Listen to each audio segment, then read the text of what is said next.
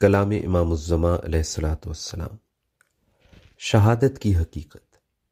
یہ بھی یاد رکھو کہ یہی شہادت نہیں کہ ایک شخص جنگ میں مارا جائے، بلکہ یہ امر ثابت شدہ ہے کہ جو شخص اللہ تعالیٰ کی راہ میں ثابت قدم رہتا ہے اور اس کے لیے ہر دکھ، درد اور مصیبت کو اٹھانے کے لیے مستعد رہتا ہے اور اٹھاتا ہے، وہ بھی شہید ہے۔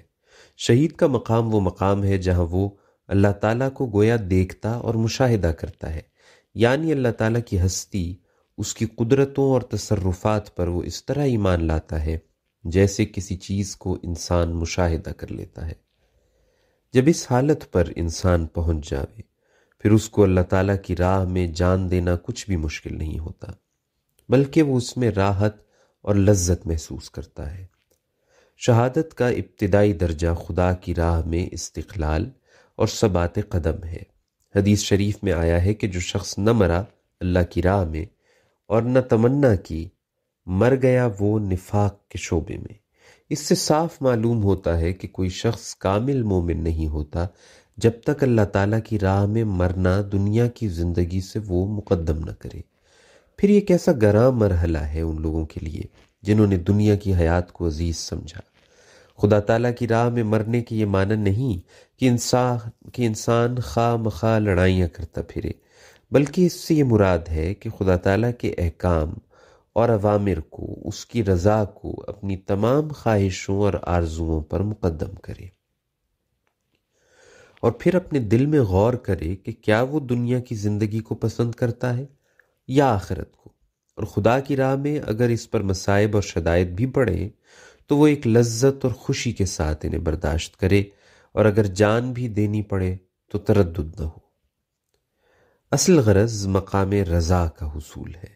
بس یہی وہ امر ہے جو میں اپنی جماعت میں پیدا کرنا چاہتا ہوں کہ ان میں صحابہ رضی اللہ عنہم کا نمونہ قائم ہو۔ مجھے افسوس ہوتا ہے کہ جب کثرت سے ایسے خطوط آتے ہیں کہ جن میں دنیا اور اس کی خواہشوں کا ذکر ہوتا ہے اور لکھا جاتا ہے کہ میرے لیے فلاں امر کے واسطے دعا کرو، میرے لیے فلاں آرزو پوری ہو جائے، بہت ہی تھوڑے لوگ ہوتے ہیں جو محض خدا کی رضا ہی کو مقدم کرتے ہیں اور اسی کی ہی خواہش اور آرزو کرتے ہیں۔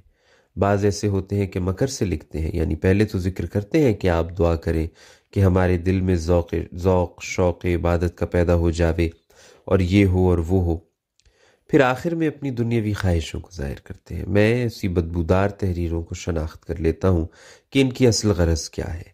وہ نہیں جانتے کہ خدا تعالیٰ عالم الغیب ہے اور وہ نیات کو خوب دیکھتا ہے۔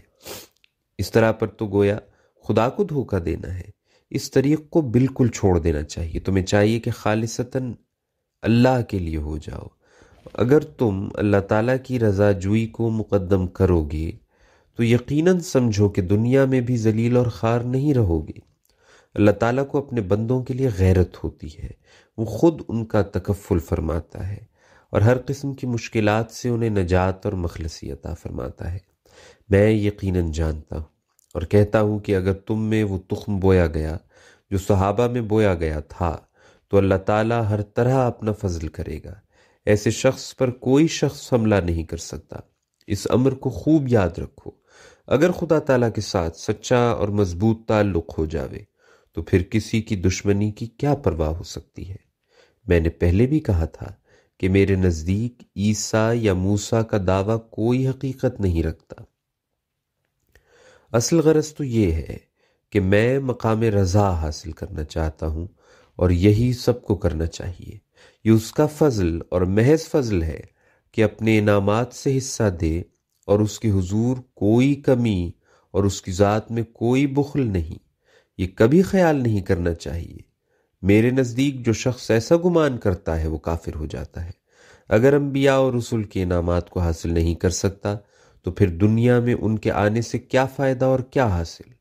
خدا تعالیٰ کی راہ میں مجاہدہ کرنے والوں اور راست بازوں کی ساری امیدوں کا خون ہو جاوے اور وہ تو گویا زندہ ہی مر جاویں، مگر نہیں، ایسا نہیں ہے۔ اللہ تعالیٰ ہر شخص پر وہی انعام کر سکتا ہے جو اس نے اپنے برگزیدہ بندوں پر کیے۔ ہاں، یہ ضروری ہے کہ اس قسم کا دل اور اخلاص لے کر اس کے حضور آؤ۔ ملفوظات جلد 4 صفحہ 423 تا 425، ایڈیشن 2003۔